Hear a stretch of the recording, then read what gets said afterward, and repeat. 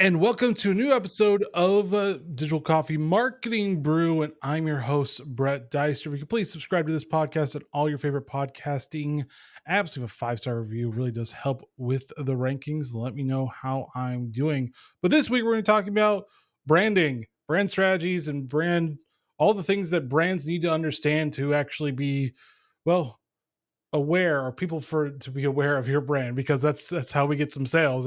No one knows who you are, you don't get any sales.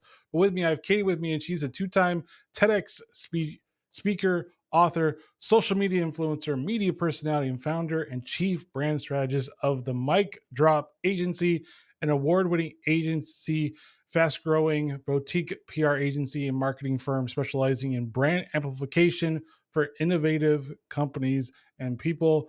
Mike Drop's roster of clients range from high growth tech startups to serial entrepreneurs to C suite executives and reality TV stars, including Netflix Love is Blind star Pete. I think I'm saying that right. And Kelly Chase, who together have a combined total of over 1.4 million followers. But welcome to the show, Katie. Thanks so much for having me, Brett. Yes, and the first question is all my guests is, are you a coffee or tea drinker? I am both, but I think my first cup in the morning is coffee. Any like specifics? Do you just do whatever's in front of you or whatever's in the pot? Or are you like very specific on what you want? I mean, I am a big fan of a company called Balzac's Coffee. It's big in Canada, Toronto area, and kind of like get that shipment direct to the door. So I'm particular about this particular blend.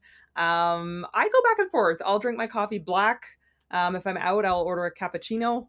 And then for teas, I'm a big fan of matcha and love a good matcha latte. Nice. And I gave a brief summary of your expertise. Can you give my listeners a little bit more about what you do?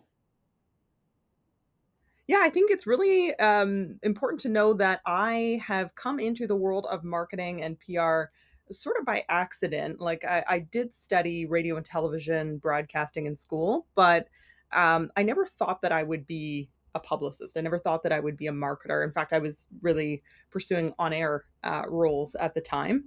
But I quickly realized that I had an entrepreneurial spirit right after university, started my first business. Worked in youth leadership for quite some time. That was where my first businesses were. But over the course of a decade, what I was actually doing, and I didn't realize, in addition to working on these causes that I was passionate about, was building a personal brand. I was speaking.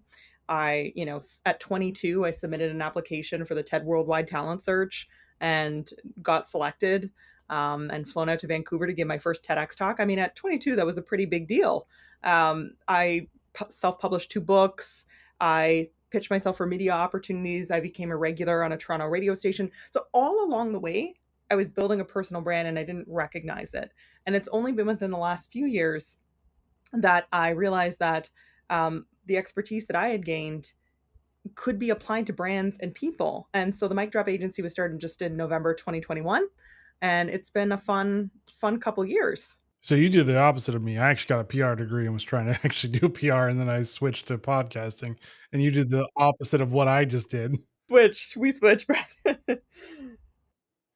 Anyways, can you explain the fundamental differences between brand strategy and brand amplification and why both are crucial for business success?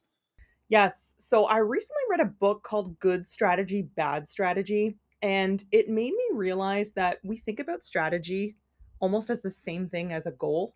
It's not. Goals are where you want to be, strategy is how you get there, right? So the strategy is almost like your roadmap. If I follow the strategic plan, it's going to help me achieve my goals. That's how you should think about brand strategy. What are my goals for my brand?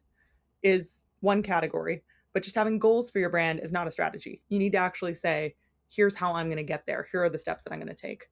Brand amplification is how do you get people, ideally your target market, to know about you, to know about your brand. There's a wide variety of ways to do that. PR is so much more than just radio and TV, although that's part of it. There's podcasts, there's blogs, there's social media, there's so many different elements. Speaking, these are all ways that you can build brand awareness.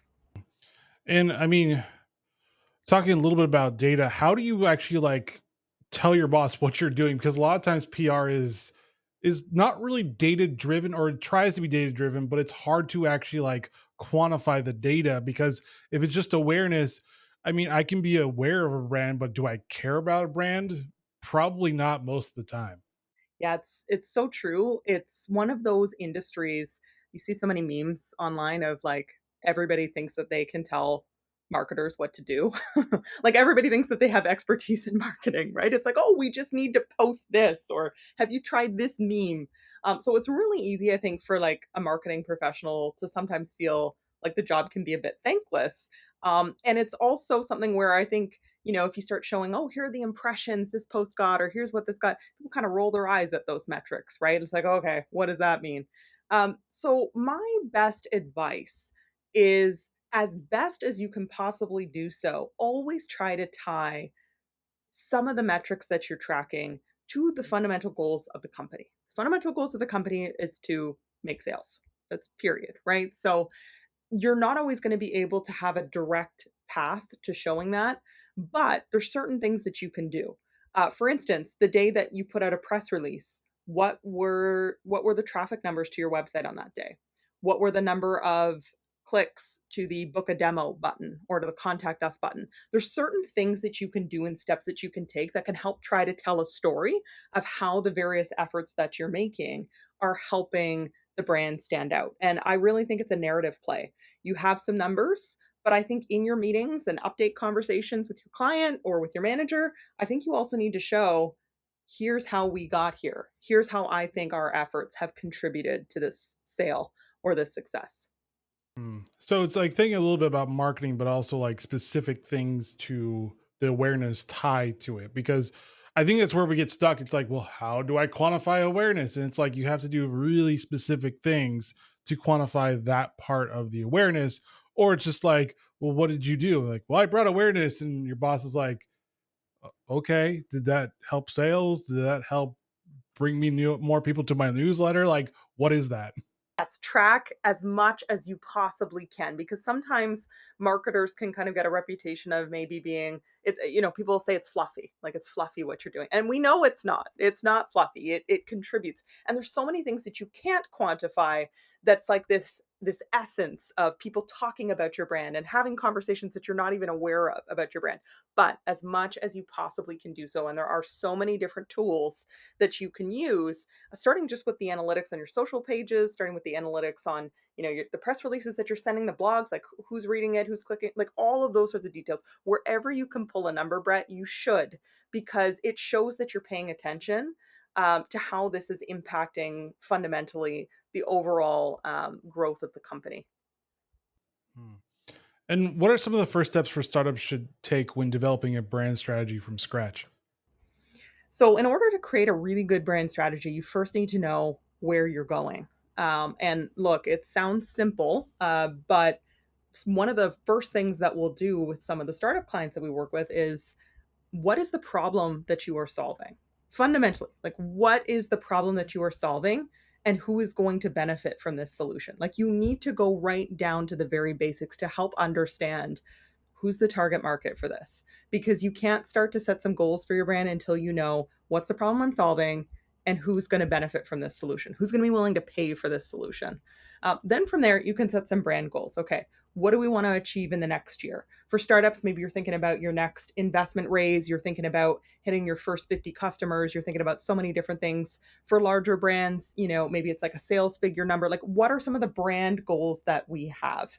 And then from there, you can start to put together a strategy. So from like a marketing perspective, looking at the channels that you're going to use that are going to help you make progress on those goals. And those channels are different for everybody. Whether you're B2B or B2C, there's different channels that you should look at, consider, and use. So you want to make sure that it's really specific on who you're targeting. What do they care about? What platforms are they on? What are they reading? Where do they go? What kind of form of content do they like? Long form, short, combination? Like, what is it? Help understand that target market really well. Only then can you really start to break down, here are the strategic steps we're going to take this year. Hmm. And for like the differences for like B2B, would it be like LinkedIn and maybe X? because X does have some value to it. But would it be that for those brand channels for you to communicate? Because I mean, B2B, I mean, Facebook, you could do it depending on your customers, but a lot of that is more B2C, and LinkedIn is very focused on the B2B aspect. I mean, most of their, I think recently saw an ad for them, and it was about B2B. Yeah, exactly. That's exactly right. Like, I mean, B2B, you need to pay attention to your industry. So, for instance, we have some clients in the construction tech space. LinkedIn is one of the most popular channels that they're using. We look at what publications they're reading. What do people in the construction space care about and want to read to stay up to date on future trends? It's all of those things. For our reality TV star clients, one of which wrote a book, was selling direct to consumer. She's using Instagram and TikTok. Those are her primary channels. And there's a little bit of a different approach that you're going to have to each of those. With B2B, it's very thought leadership heavy. And what I mean by that is you have to often educate, especially if you're creating like a new tech that people don't know what it is or how this is going to help me. You're creating a new category. There's a certain amount of explanation that you're going to need to do and educating as part of your marketing. So that's one, approach. Whereas direct to consumer, it's like, how do I create a FOMO effect in the case of this book launch where everybody's going to want to read this book? There's juicy details, other influencers that people look up to and admire in this target market are posting about the book, sharing about it. There's, really glitzy glam launch events. So, you have different goals for different groups and you need to pick the platforms that matter. Mm.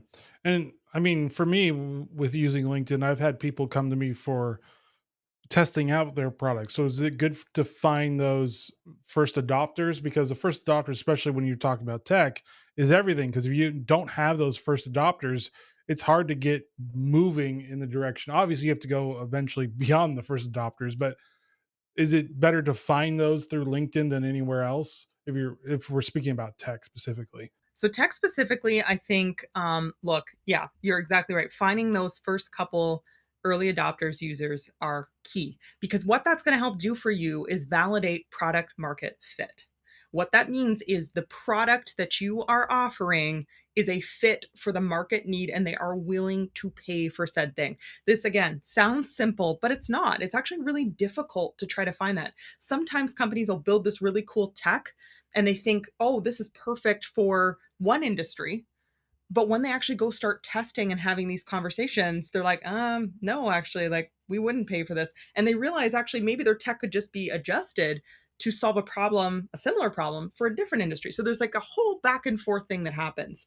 But I think the best place to actually get your early adopters is through picking up the phone and or attending events where the crowd is going to be. I'm a huge advocate for experiences, live events. You need to have conversations with people. You need to hear an interview. A big part of what we'll do even at our agency is helping companies do discovery calls with their target market. You have to ask them questions. What does their daily workflow look like? What are the tools that they're using? How does their company make decisions about what new IT products they're going to bring on board? Like all of those sorts of pieces are critical to understand so that you can make better decisions. And you need that real-time feedback. So I think you would do all of those steps before you start scaling, which I'd consider like, sure, maybe LinkedIn you use to connect with people and book a call with them, but you're going to learn so much more from those conversations. And then you can scale with some of your other content marketing and other marketing efforts beyond that.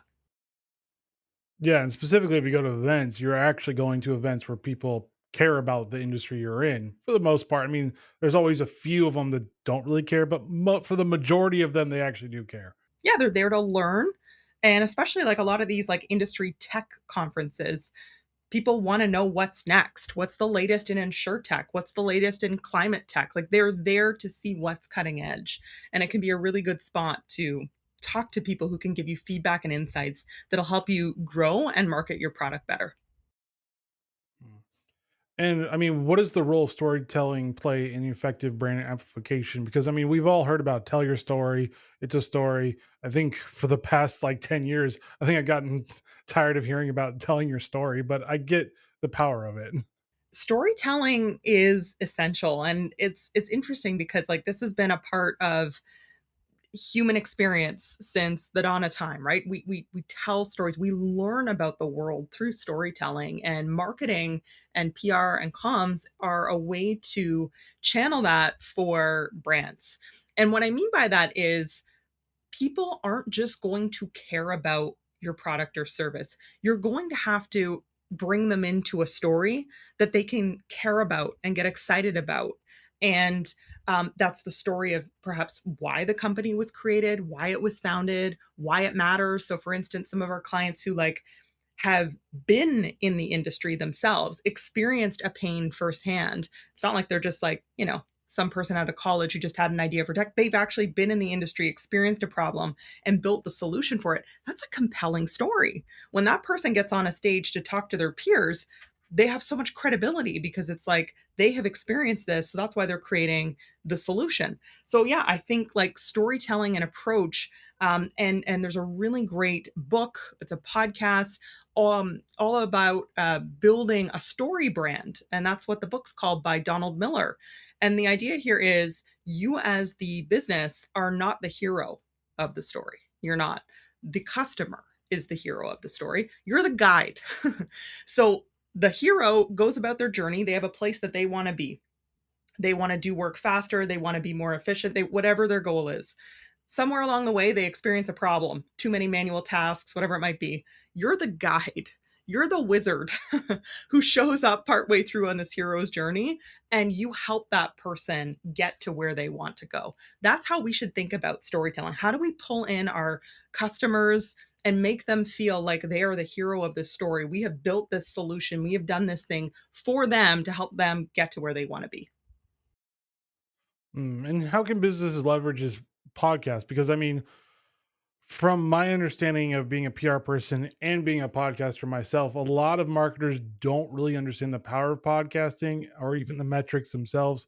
To be fair, podcast metrics are pretty awful. So they're not wrong about it. They're not that great yet, but how can they leverage all of the opportunities that podcasting gives? Because you can turn your podcast into a blog, into video, into audiograms, and a lot more. Yeah, a few things I'll say about podcasts. Podcasts are essential to a good PR strategy. We have had clients that we have booked on podcasts who have gotten a seven-figure deal from that podcast that they were on. And we've been able to like point back to that. Why? Because they need to be on the right podcast. They need to be on the podcast that their target audience is listening to. It's not just any podcast, right? So, for instance, if we book a client on a general entrepreneurship podcast, we're not expecting that to turn into sales if they're building like a climate tech product, right? Because it's an entrepreneur podcast. People are listening for advice about entrepreneurship, but it might help with some other marketing goals, general brand awareness. But fundamentally, if we want them to sell that product, we're going to need to book them on the types of podcasts that people that they're selling to would listen to. So there's like a real strategy to picking the right podcast based on your goals. The second thing, which you brought up, Brett, is an excellent point. It's so much more than just this interview. This interview on a podcast is the long form content, but from this, you're going to get bite sized videos, clips, audiograms, photos, so much more. Content marketing is king, right? Content marketing is how brands get to tell their story again and again and again in different ways. So, you showing up and keeping top of mind in people's feeds and online. If they search your company, they could maybe watch these clips to learn a little bit more about you so it can help in the buying process that way. Huge value. And the last thing I'll say, I'm a podcaster myself. I have a marketing podcast. I interview people who have built notable brands. One of my latest clients that we just signed at Mic Drop was a guest on my podcast. So there's another way of thinking about podcasts too. It's not always about having a million impressions, or listeners, but it's also who am I interviewing on this podcast that I want to add to my network. Like that's a really strategic way of thinking about podcasting too, is building your network with the types of people that you want to engage with. Mm. And what are some of the common mistakes companies make when trying to amplify their brands? I mean, we talked about the positives about it, but what can they avoid with doing it? Because everybody has that idea, that goal, or that strategy of like, I'm going to do this, and all of a sudden it's like that didn't work out very well. A couple mistakes that come to mind. I mean, I think expecting immediate results is probably one of them. Like organic marketing takes time. And not everybody wants to hear that. It's not like you're going to post 2 blog posts this month and you're going to skyrocket your website traffic and get, 40 book demos. It's just not going to happen from that. Is it important to do though? Yes, because it ties to this larger strategy. It's building your digital footprint, building brand awareness. It's like compounding interest. It takes time, right? You have to start building with the root, and then it kind of builds and grows from there. So that's a big mistake that I've seen, and I think as marketers, we need to be very honest with clients about this. We need to say like, hey, here are the things that are really important for us to do right now that are foundational pieces, but they're going to take time to see full results from. It's going to take 12 to 24 plus months to start seeing some real results from this. But here are some other marketing tactics that we could do that's going to help provide quick, short term results. And so, for instance, that could be things like paid ads or events, right? Like getting in at events, at trade shows, and actually meeting. You can walk away with a great leads list from that much more quickly than you can from building a leads list just from posting blogs. So I think breaking it down for the client to help them understand why they're doing certain activities and giving them, the 1-2 punch, something that's like long term and sustaining for growth, but also the things that are going to offer immediate value. And how can you do that with being budget conscious? Because right now, I mean, we all know everything is expensive. So, and businesses are like really starting to tighten the belt. And unfortunately, when businesses do that, guess what goes first? It's always the marketing and PR budgets that get slashed pretty hard. So, how can you do that with being like really cost effective with showing results? You're right. And some of the startups that we work with are bootstrapped. Many of them are venture funded, but some are bootstrapped. They're just operating with kind of what they have coming in the door and sort of building upon that. So I think, look, as a marketer, to be a good marketer, you need to be scrappy and you need to be nimble.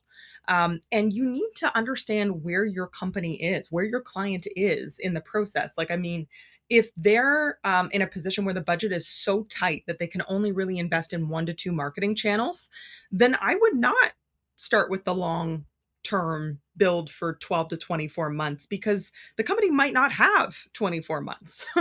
They might run out of runway by that point. They might not have reached sales. I would instead focus on those quick turnaround. How can I get as many leads as possible top of funnel and just pick 1 to 2 marketing strategies that you feel confident. Everything's a bit of a hypothesis, but that you feel confident is going to drive leads to top of funnel so that they can make sales so that they can invest then in the marketing, larger marketing budget. Mm. And how can personal branding strategies be integrated into a company's overall brand amplification efforts? And especially for thought leaders and executives, because I mean, it kind of goes hand in hand, even though, like you said, we're not the hero of the story. We kind of have to interject ourselves into it a lot of times, especially if you are the founder of the company. Right. Yes. Personal branding is essential for companies to be leaning into because you don't just connect with a brand in and of itself anymore. You kind of want to know the person behind it, the founder behind it, the story behind it, the people behind it. Like, I mean, there's other ways of doing this too for direct to consumer. They'll pick influencers oftentimes. Sometimes you'll see the face of the company, but they'll also pick the influencers who they feel tell the right story about their particular product or brand. So personal branding, I mean, every single person, who has a job and is working on building their career business has a personal brand. And essentially, how I define it is what someone would say about you if you weren't in the room. So, what are the skills that you have? What are your talents? What's your work ethic? What's your style? All of those things are your personal brand. And so I really think we want to encourage everyone to lean into that. The clients that we work with, we'll profile their founders. We want to know about their story, their why, how they got here, how they found this problem that they wanted to solve, why they feel like their solution is the right one. We profile that founder. And, we don't only post about their career and their business, we also profile them as people because people want to connect with other people. So, one of our clients, for instance, who's built several tech companies, he also flies planes and, flies himself to events. Super cool. We put up lots of content of him in his plane, views from out the window, talking about his journey as a pilot, lessons that he's learned from being a pilot that could tie to his business and entrepreneurship mindset. Those are the interesting stories that help add so much color and texture to who you are, and fundamentally make people connect with you and want to do business with you. Hmm. And how do PR pros like guide those founders that want to be thought leaders or are risk aversion so they don't want to do it because unfortunately in this climate sometimes if you say the wrong thing, well, there goes your business sometimes, or at least you could lose a lot of sales. So how do you guide them through that? Because it is a little scary if you put yourself out there, something could happen, unfortunately. It's true. And I think, look, it's important to remember. So, on the one hand, we'll sometimes come across executives, founders who just don't feel comfortable being in the spotlight. And there's kind of two ways to address that. Like, either one, we pick someone else in the company who's going to be more the spokesperson, and who we feel can help really tell the story of and brand message.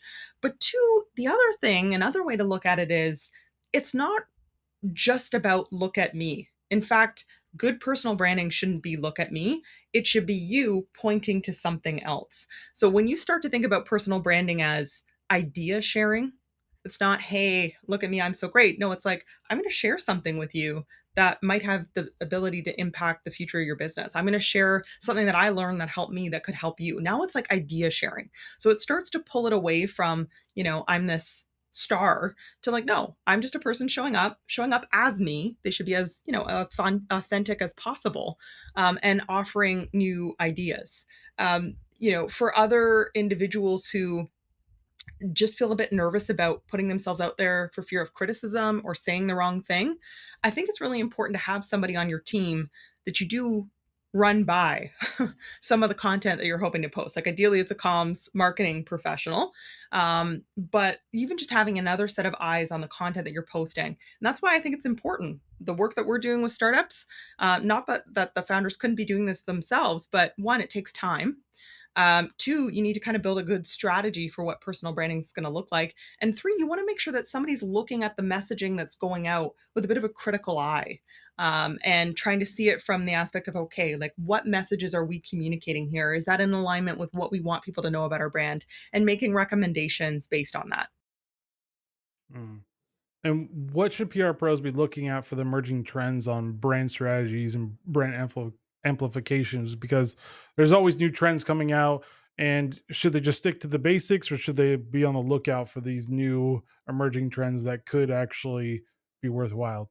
I think to be a good marketer, you want to leverage your past experience of what has worked well, but you should also be keeping an eye to what's new and coming because um, things change overnight. Algorithms change.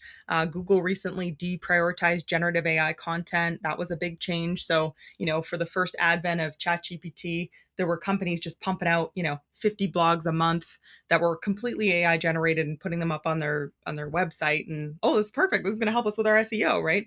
Now, like Google and other search engines are deprioritizing that content. They can actually tell this is completely AI generated. They're pushing you lower in the results. So there's things like that. There's things happening, big changes that happen to platforms, new features, new ways to use tools, right? Like LinkedIn went from being pretty basic in terms of what they offered from a posting strategy. Now they've got some form of almost like an Instagram Reels where it's a lot of vertical video. You can click on a specific tab and you can actually scroll through a bunch of video after video after video, which is something new. They've got their carousel posts, the swipe throughs, but it's different from Instagram, um, in the sense that on LinkedIn, you upload it as a PDF. And if somebody's looking at that document on their desktop, they can actually click to download that PDF. So it's like a really good lead magnet tool. These are things to be aware. So I recommend spending a little bit of time setting up sort of your notifications.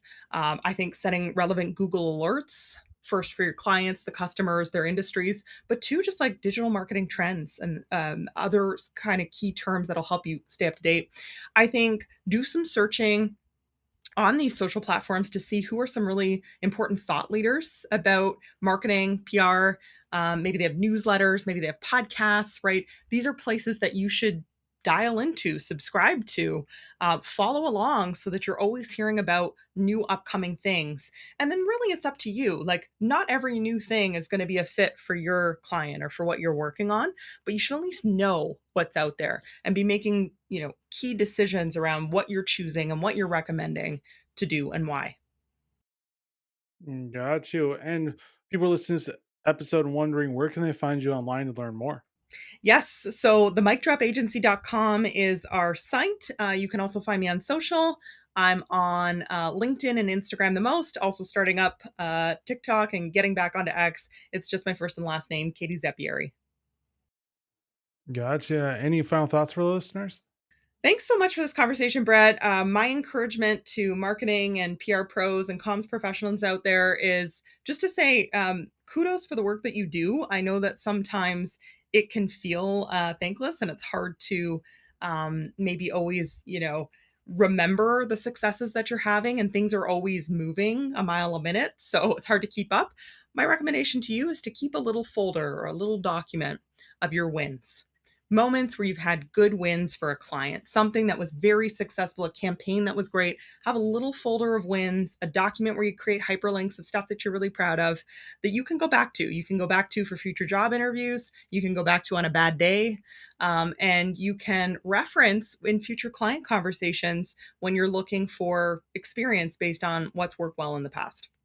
All right. Thank you, Katie, for joining Digital Coffee Marketing Brew and sharing your knowledge on brand strategy and brand amplification. This was awesome, Brett. Thanks for having me. And thank you for listening. As always, please subscribe to this podcast on all your favorite podcasting apps with a 5-star review. It really does help with the rankings. Let me know how I'm doing. And join me next week as I talk to another great thought leader in the PR and marketing industry. All right, guys, stay safe. Get to understanding your brand strategy and brand amplification and get rolling on that if you can. And see you next week. Later.